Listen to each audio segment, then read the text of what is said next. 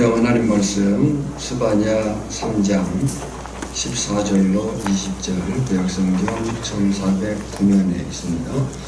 함께 읽겠습니다. 시온에 따라 노래할지어다. 이스라엘아 기쁨에 부를지어다. 예루살렘 따라 전심으로 기뻐하며 즐거워할지어다. 여호와가 내 형벌을 제거하였고 내 원수를 쫓아냈으며 이스라엘 왕 여호와가 내 가운데 계시니 내가 다시는 화를 당할까 두려워하지 아니할 것이다.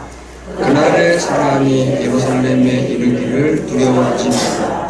시온아 내 손을 늘어뜨리지 말라. 너의 하나님 여호와가 너희 가운데 계시니 그는 구원을 베푸실 전능자시다.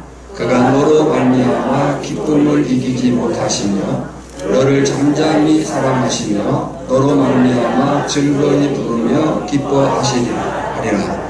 내가 절기로 말미암아 근심하는 자들을 모으리니 그들은 내게 속한 자라. 그들에게 지워진 짐이 치욕이 되었느니라.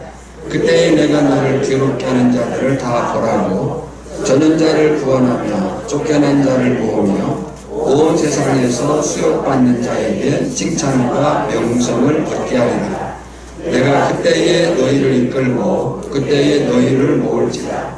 내가 너희 목전에서 너희의 사로잡힘을 돌이킬 때에 너희에게 천하 만민 가운데서 명성과 칭찬을 얻게 하리라. 여호와의 말이니라. 아멘. 모든 성경은 성령의 감동으로 기록된 하나님의 말씀임을 믿습니다. 아멘. 오천에서 고음까지, 고음에서 땅의 끝까지. 다음 주 설교 제목이요, 에스겔 37장을 통해서 성령의 새바람이 오천교회에게입니다. 그리고 방금 부른 찬양을 우리는 이제 내년에 많이 부르게 될 겁니다. 잘 기억하시고 오후에 예배 리허설 할 때 함께 부르도록 하겠습니다. 옆 사람과 인사합시다. 사랑합니다. 축복합니다. 말씀에 집중하여 은혜 받읍시다. 예배가 생명입니다. 예배가 생명입니다. 이 본문은 제가 지금 8년 만에 다시 하는 설교입니다. 2016년도에 이 본문으로 설교한 적이 있습니다. 하나님의 성전은 뭐 하는 곳이죠? 예배하는 곳입니다. 하나님의 성전은 예배하는 곳. 우리가 교회 나올 때 뭐하러 와야 돼요? 예배하러 와야 돼요. 그런데 오늘 본문 당시 이 유대인들은 그 성전에서 바알과 아세라, 우상을 섬겼습니다. 그 우상을 섬김으로 인해서 온갖 도덕적 타락, 매춘 행위가 나라 안팎에 기승을 부리고 있었습니다. 그때 하나님은 스바냐 선지자를 통하여 유대와 예루살렘에 내려질 무서운 하나님의 심판을 예언했습니다. 스바냐서를 읽어오셨겠죠? 1장, 2장 오늘 본문 앞에까지 보면 그 무서운 하나님의 심판이 기록되어져 있습니다. 이 말씀을 들은 백성들은 혼비백산하여 절망에 빠졌고 두려움에 사로잡혔습니다. 도덕적인 허무와 범죄함으로 죄책감에 시달리고 있었습니다. 절망이죠. 그런데 오늘 읽은 본문 16절을 보면 스바냐 선지자를 통해 이스라엘 백성들에게, 남유다 백성들에게 하나님은 이런 말씀을 하십니다. 그날에 사람이 예루살렘에 이르기를 두려워하지 말라. 시온아 내 손을 떨어뜨리지 마라. 절망하고 좌절하고 죄책감에 지금 혼비백산되어 있는 백성들을 향해서 내 손을 늘어뜨리지 마라. 기운을 내라. 기죽지 마라. 왜 그런 말씀을 했겠습니까? 앞에서 말씀드린 것처럼 그들이 현재 처한 처지로 볼 때에는 그럴 수밖에 없는 현실이었기 때문에 그래요. 배경 이해를 위해서 이스라엘 역사를 보자면요, 이제 다윗 이후 솔로몬이 등장하고 그 솔로몬 때에 나라가 나누어집니다. 북이스라엘과 남유다. 북이스라엘은 여로보암의 길을 따라가고 남유다는 르호보암이 왕이 됩니다. 그래서 역사가 흘러가가지고 결국 북이스라엘도 남유다도 하나님 보시기에 그렇게 아름다운 삶을 살지 못합니다. 선지자를 통해서 계속 경고하고 또 경고했음에도 불구하고 저들이 죄에서 떠나지 않습니다. 그 결과 북이스라엘이 아수르에 의해서 BC 722년에 멸망합니다. 흩어버립니다. 그때 남유다의 왕이 히스기야입니다. 북이스라엘의 멸망만이 아니고 남유다에 이제 바벨론이 개입하기 시작합니다. 다행히 남유다에는 이 히스기야라고 하는 좋은 왕이 있었습니다. 악함이 행해지고 도덕적 타락이 정말 어떻게 말할 수 없는 지경이 되었지만 그래도 히스기야라고 하는 좋은 왕이 등장을 해요. 하지만 그 히스기야 왕 다음에 므낫세라고 하는 아들이 왕이 되는데 그는 나쁜 왕이에요. 악한 왕이에요. 폭정을 했습니다. 좋은 왕의 나쁜 아들. 참 이해가 안 되지만 이제 그렇게 지금 되었습니다.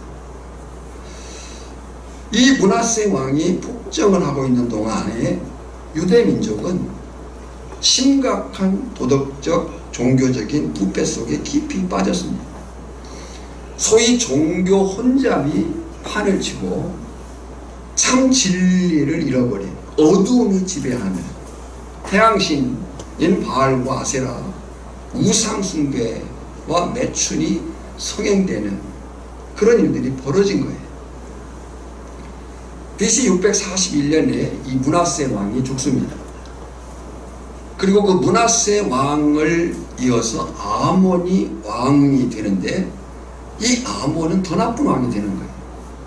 아버지의 정책을 비판 없이 따르고 더 악을 행하게 되는 왕이 2년 후인 BC 639년에 이 아몬 왕이 암살을 당해 죽습니다.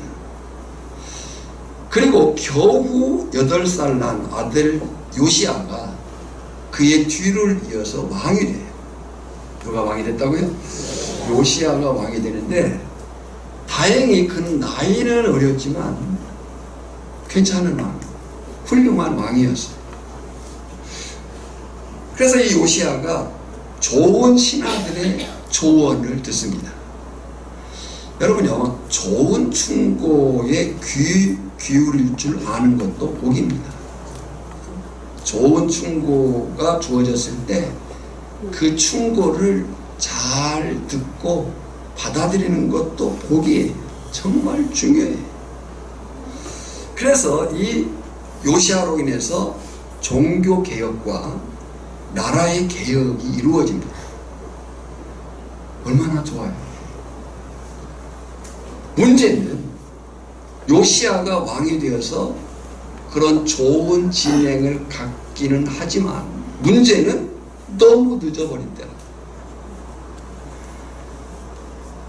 여러분, 성경은 우리에게 항상 기회가 있음을 얘기합니다. 기회가 있다고 얘기를 해요. 지금이 기회입니다. 지금이 은혜 받을 때인 줄 믿습니다. 지금이 죄를 끊어내볼 수 있는, 내 잘못된 삶의 습관들을 끊어내버릴 수 있는 기회입니다. 항상 기회가 우리에게 있어요. 그러나 그 기회라고 하는 것이 언제까지 있는 것은 아니다 하는 거예요. 그러니까 요시아라고 하는 왕이 등장을 해가지고 종교개혁이 이루어지고 나라가 이제 개혁을 착수하지만 때는 너무 늦었다. 바로 그때, 너무 늦어버린 그때, BC 626년경 요시아의 통치하에서 스바냐가 심판의 선지자로 등장을 합니다. 이 스바냐는 1장 1절에서 말한 것처럼 히스기야의 현수원, 귀족 출신이에요. 그가 귀족 출신이라고 하는 것에 대한 이해를 보면요, 그는 나라 안팎의 상황을, 정치적인 상황들을 알았을 것이고 절망의 상황들을 보았을 거예요. 거기에 바벨론에 파멸될 것을 이 스바냐 선지자가 예언을 합니다. 이스라엘 백성들은 혼미백산했다고 했어요. 나라 꼴은 엉망입니다.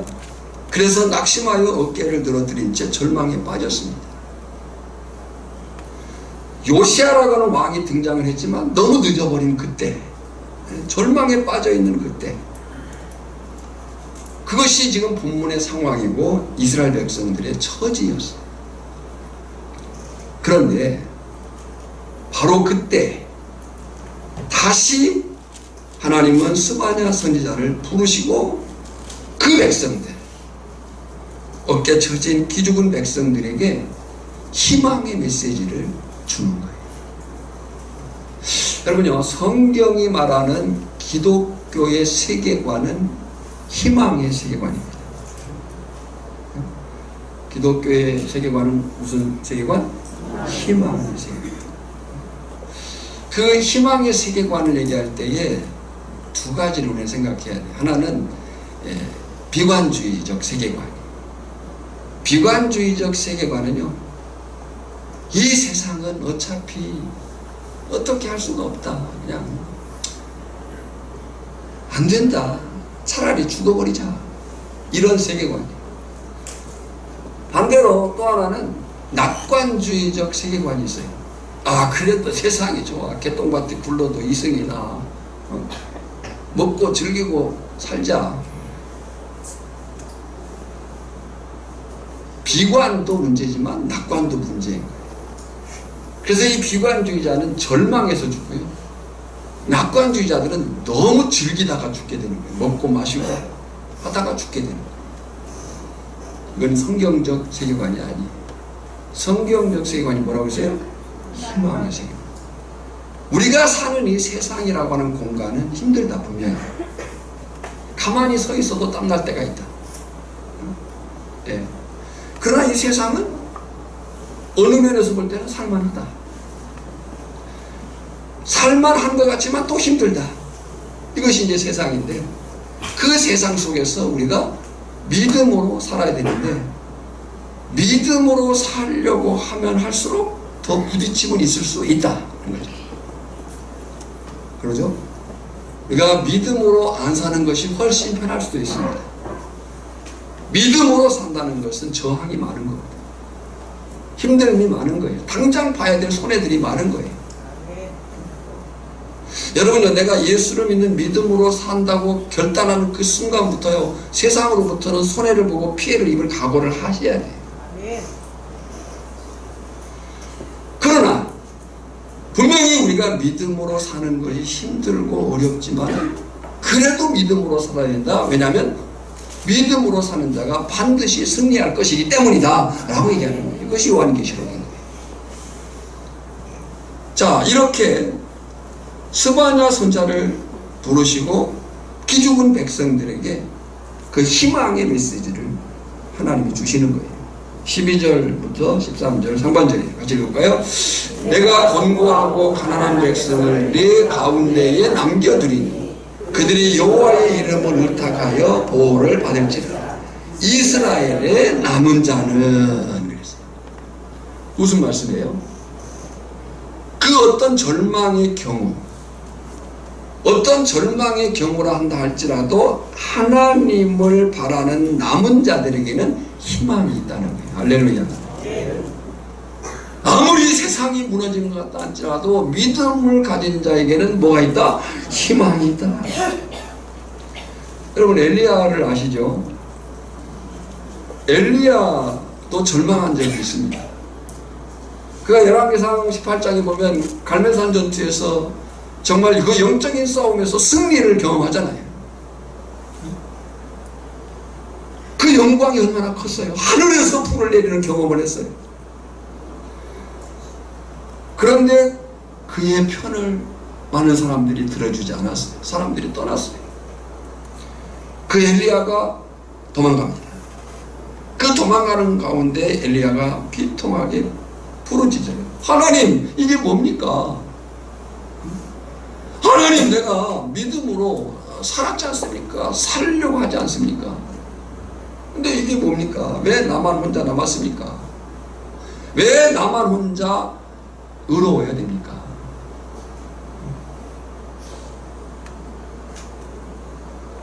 갈멜산에서의 그 바알과 아세라 선지자들과의 싸움에서 이겼지만 아무도 하나님을 따르고 사랑하지 않는 그 상황 속에서 이 엘리야가 하나님, 나도 지쳤습니다. 이때 하나님께서 어떻게 말씀하셨습니까? 아니, 무슨 말씀을 하셨습니까? 열왕기상 19장 18절 보면, 그러나 내가 이스라엘 가운데에 7,000명을 남기리니 다 바알에게 무릎을 꿇지 아니하고 다 바알에게 입맞추지 아니한 자니라 하셨어요. 무슨 말씀이요?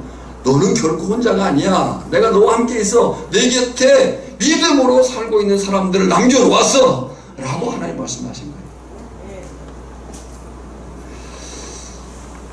거예요. 사실 오늘 우리가 살고 있는 이 시대야말로 우리가 믿음으로 살아내기가 버거운 때입니다.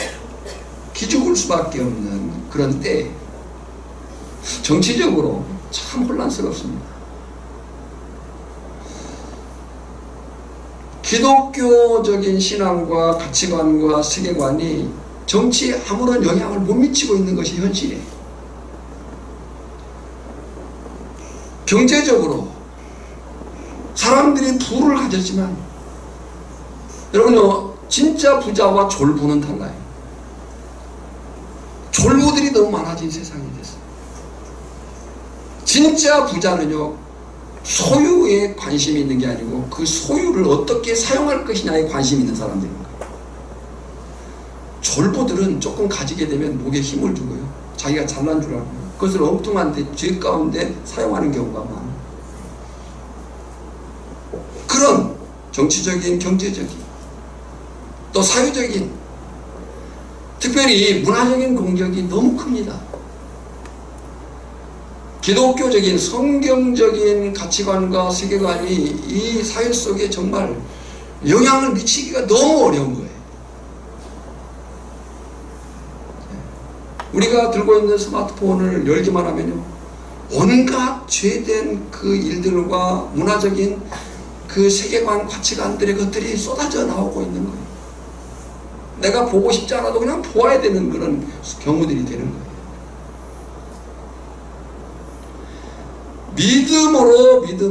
믿음으로 살려고 하지만 지금 세상은 그러잖아요. TV를 켜서 드라마를 보게 되면요, 정말 요즘에는 특별히 그 환생에 대한 드라마가 참 많이 나와요. 요즘만이 아니지만 여러분, 환생은 없습니다. 하나님의 시작이 있으시고 태초에 영원부터 계신 하나님이 시작하셨어요. 그 하나님이 주권적으로 역사를 섭리하십니다. 다스리십니다. 그리고 그 주권적인 다스림을 언젠가 종결낼 때가 있을 거예요. 그 이후 하나님 나라 영원함이 우리에게 주어질 줄 믿습니다. 우리 인생은 다시, 우리에게 주어진 인생의 기회가 소중하지만 우리는 다시 살 수가 없는, 10년만 젊었으면 절대로 그런 일은 일어나지 않습니다. 지금이 가장 젊을 때인 거예요. 그러니까 이런 정치적, 사회적, 경제적, 특별히 문화적인 그 공격들이 우리의 가치관과 세계관을 흔들어요. 야, 정말 믿음으로 산다는 것이 가능한가? 우리가 이곳에 살다 보니까 잘 모를 수도 있겠지만, 지난번도 말씀드린 것처럼 지금 젊은 아이들, 또 이 청소년 아이들에게 이런 말이 그냥 쉽게 나온다는, 아직도 교회 다녀? 이런다는 말이에요.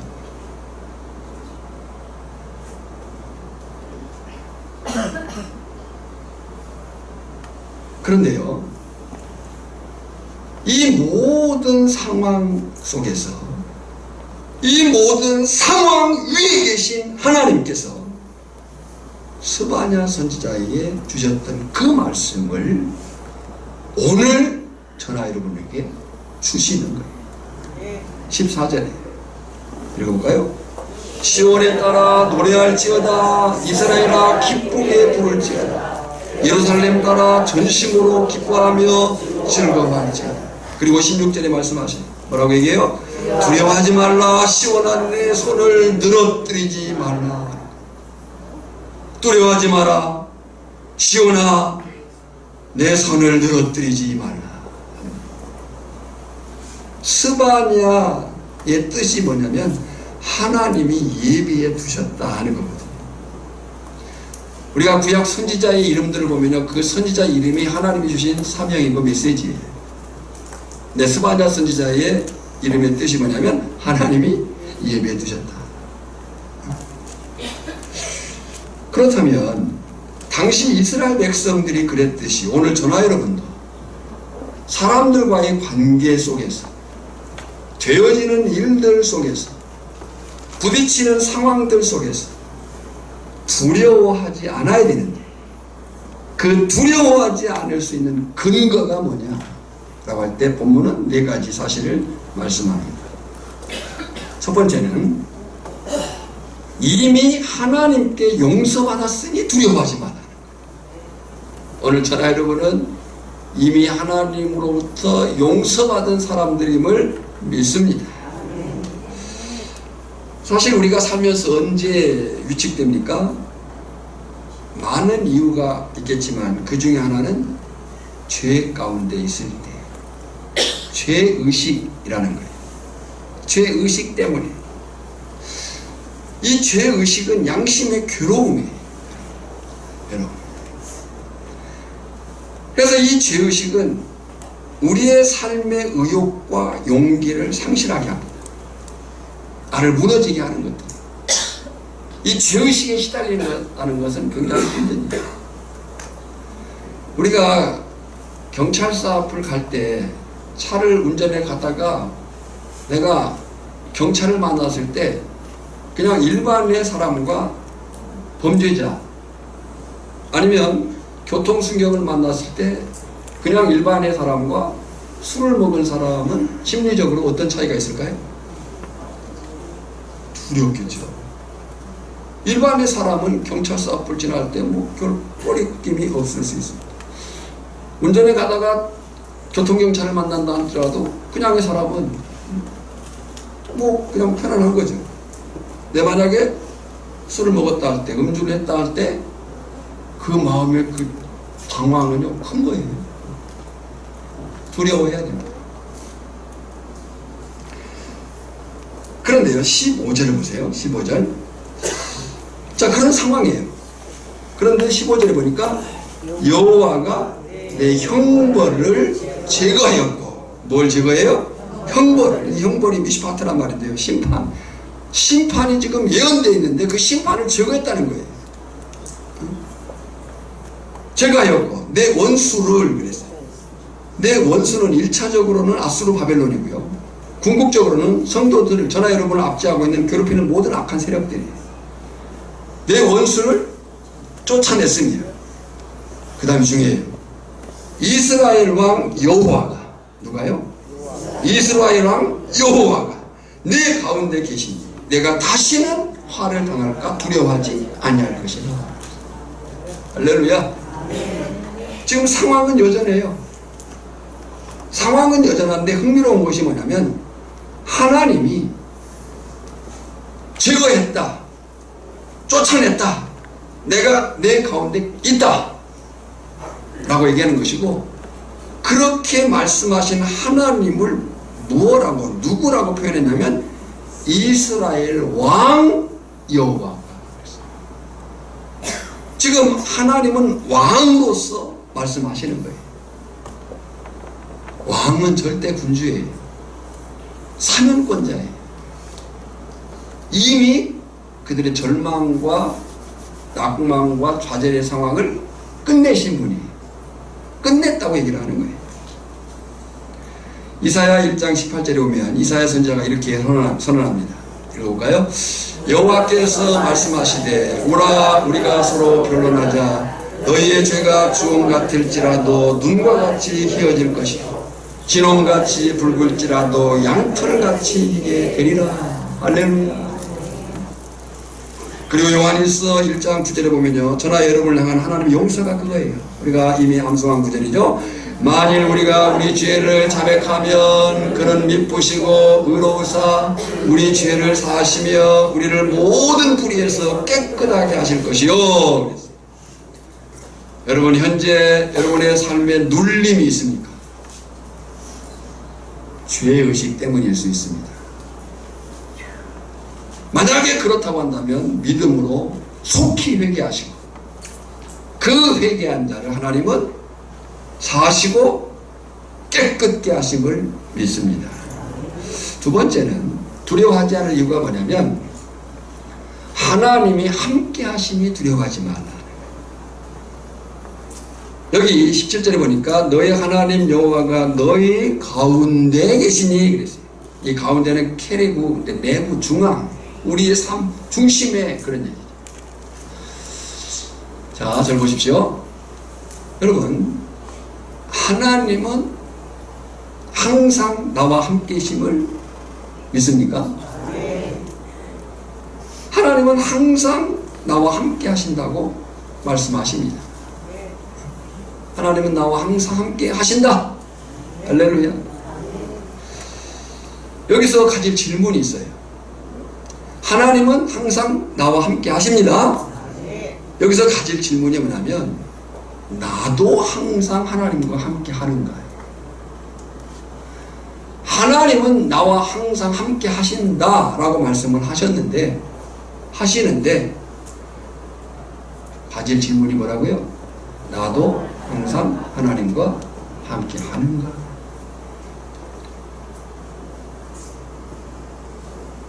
실천적 무신론자라는 말이 있어요. 실천적 무신론자. 이 실천적 무신론자의 또 다른 무신론자는 이론적 무신론자예요. 그 이론적 무신론자는 뭐냐면 믿지 않는 나름대로 이론과 논리체계를 가지고 있는 거예요. 칼막스라든지 유물론적인 사상, 또 니체라든지 그들은 이론적으로 나는 하나님 위해서 안 믿어 라는 이론을 가지고 있어요. 그들은 이제 불신자예요. 근데 문제는 실천적 무신론자인데요, 이 실천적 무신론자는 교회도 다녀요. 성경도 잘 알아요. 찬송도 불러요. 예배도 드려요. 기도도 해요. 헌금도 드려요. 그리고 아까 말씀드린 것처럼 하나님이 함께 하심도 믿는다고 말을 해요. 그런데 이 사람은 삶 가운데 하나님이 없는 거예요. 그 질문을 하는 거예요. 하나님은 항상 나와 함께 하심을 믿습니까? 아멘. 그러면 나도 하나님과 항상 함께 하느냐? 전도자 요한 웨슬리가 남긴 유명한 말이 있어요. 가장 최선의 것은 하나님께서 지금 나와 함께 하시는 것이다 그랬어요. 여러분, 우리에게 있어서 과거도 중요합니다. 또 미래도 소중합니다. 분명히 하나님께서는 과거 저나 여러분과 함께 하셨습니다. 미래에도 함께 하실 것을 믿습니다. 하지만 우리는 과거에 있지도 않고 미래에 있지도 않습니다. 우리는 지금 현재에 있는 현재가 저나 여러분이 책임져 살아야 될 최고의 시간인 거예요. 그런데 하나님은 지금 우리와 함께 하신대요. 지금 우리로 하여금 함께 하나님과 하라는 거예요. 저나 여러분이 처한 상황이나 그 모습 처지와 상관없이 지금이 최고의 시간이고 최대의 행복이어야 된다. 누구와 함께함으로? 하나님과 함께 하심으로. 여호수아 1장 9절에 보면요, 내가 네게 명한 것이 아니냐, 마음을 강하게 하고 담대히 하라. 두려워하지 말며 놀라지 말라. 내가 어디로 가든지 내 하나님 여호와가 너와 함께 하느니라. 하나님이 함께 하시니 두려워하지 마라. 또한 거기에 나도 하나님과 함께 하기를 소망합니다. 어느 분의 글이 있어서 부분적으로만 인용을 했습니다. 한번 잘 보이실까요? 한번 읽어볼까요? 시작. 오늘 하루도 주님과 함께 걸으십시오. 많은 일을 하려고 너무 많이 말하려고 근심하고 걱정하지 마십시오. 조용히 주님과 함께 걸으면서 그분의 인도하시는 분량만큼만 움직이십시오. 그렇게 주님과 동행한다면 우리는 충분히 행복하게 살 수 있습니다. 왜냐하면 그분은 사랑이시며 그분이 주신 짐은 가볍고 쉽기 때문입니다. 주님은 주님 안에서 주님과 함께 걷는 사람을 통해서 놀라운 일을 하십니다. 주님은 주님 안에서 주님과 함께 걷는 사람을 통해서 놀라운 일을 하십니다. 저나 여러분에게 이런 행복이 있기를 주님의 이름으로 축복합니다. 세 번째, 두려워하지 말아야 될 이유는요, 하나님이 사랑하시니 두려워하지 말아요. 17절이에요. 읽어볼까요? 일단 너의 하나님 여호와가 너희 가운데 계시니 그는 구원을 베푸실 전능자시라. 그가 너로 말미암아 기쁨을 이기지 못하시며 너를 잠잠히 사랑하시며 너로 말미암아 즐거이 부르며 기뻐하시리라 하리라. 그 너를 이제 나로 바꾸는 겁니다. 동그라미를 쳐놨죠? 나는 누구예요? 김경준이에요. 나는. 여러분은 나가 누구예요? 자신이요. 자신의 이름 나 아무개는 시작. 나 김경준의 하나님 여호와가 너의 가운데 계시니 그는 구원을 베푸실 전능자시다. 그가 나 김경률로 말미암아 기쁨을 이기지 못하시며 나 김경률을 잠잠히 사랑하시며 나 김경률로 말미암아 즐거이 부르며 기뻐하시리라 하리라. 너의 하나님 여호와가 너의 가운데 계시니 그는 구원을 베푸실 전능자시라.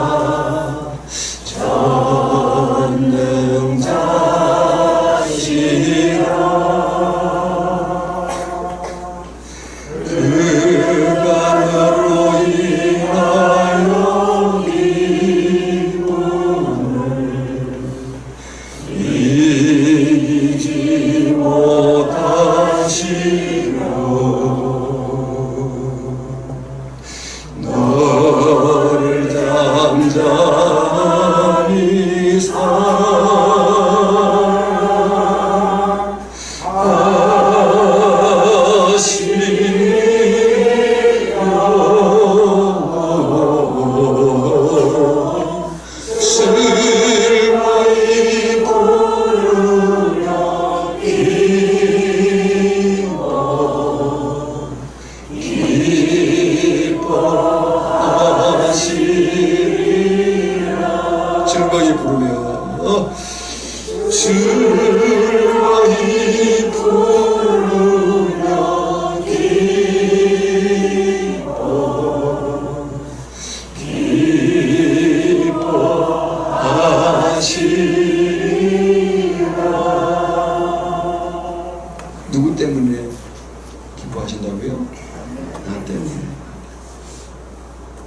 여러분, 이것이 저나 여러분을 향한 하나님의 사랑임을 믿습니다. 옛적에 여호와께서 나에게 나타나사 내가 영원한 사랑으로 너를 사랑하기에 인자함으로 너를 이끌었다 하였노라. 우리가 아직 죄인 되었을 때에 그리스도께서 우리를 위하여 죽으시고 하나님께서 우리에 대한 자기의 사랑을 확정하셨느니라. 여러분, 하나님은 저나 여러분이 생각하는 것보다 훨씬 더 많이, 아니 지독하게 저나 여러분을 사랑하십니다. 두려워할 이유가 없다. 네 번째는 믿음으로 살면 반드시 하나님이 축복하실 것이니 두려워하지 말라. 마틴 노이드 존스 목사님이 복 있는 사람이라는 책에 글 중에 이런 내용이 있어서 옮겨봤습니다. 모든 복의 근원이신 하나님께 심긴 자, 그분 안에 거하는 자는 참으로 복이 있다. 영원히 떠나지 않고 그리스도 안에서 무궁하고 풍성한 사랑을 끊김없이 쏟아주실 분과 맺어진 영원한 관계 때문이다.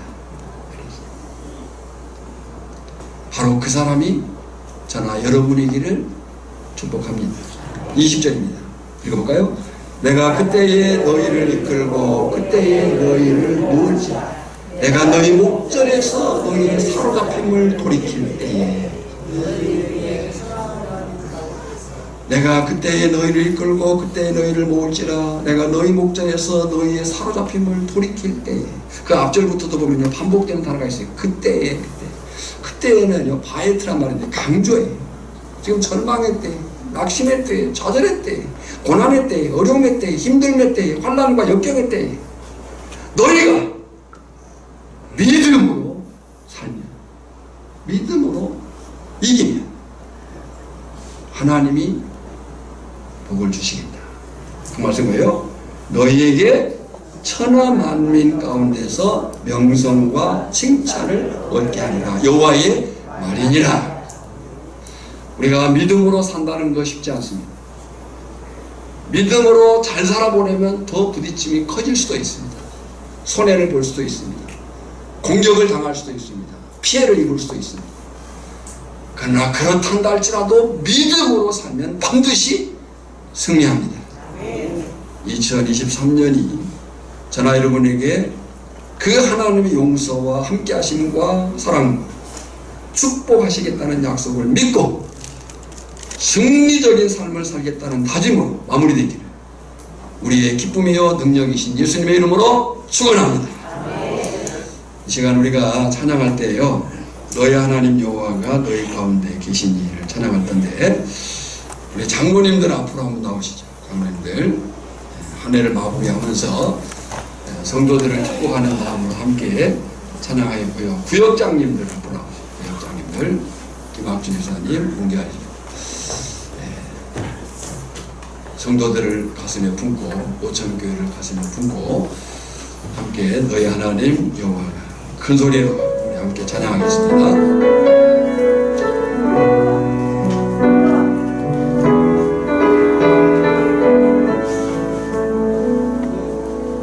너의 하나님 여호와가 너의 가운데 계시니 그는 구원을 베푸시는 자 전능자시라.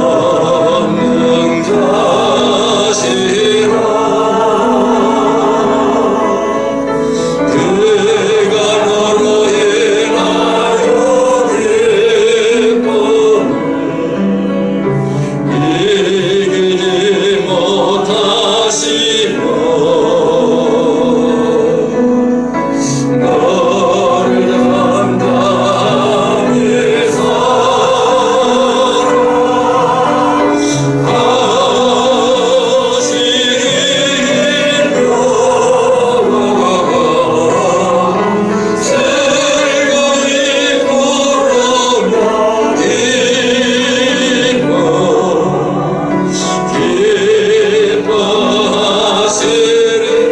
우리 처음부터 다시 부르는데 앞을 춤을 앞으로 향해서 너의 하나님 축복하면서 부릅니다.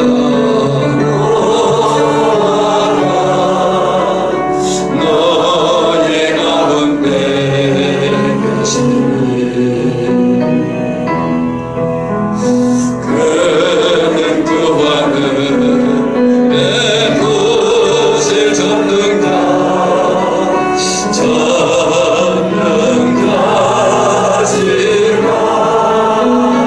서로에게 축복하면서 그가 너로 인하여 기쁨을 이기지 못하시며 너를 잠잠히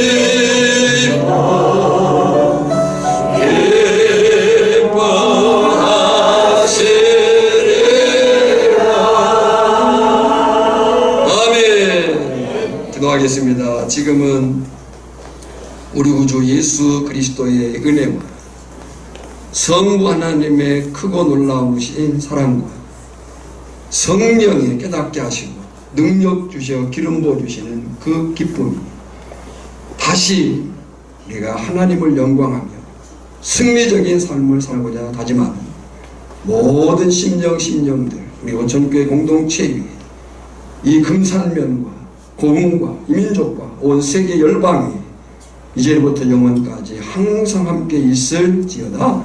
아멘.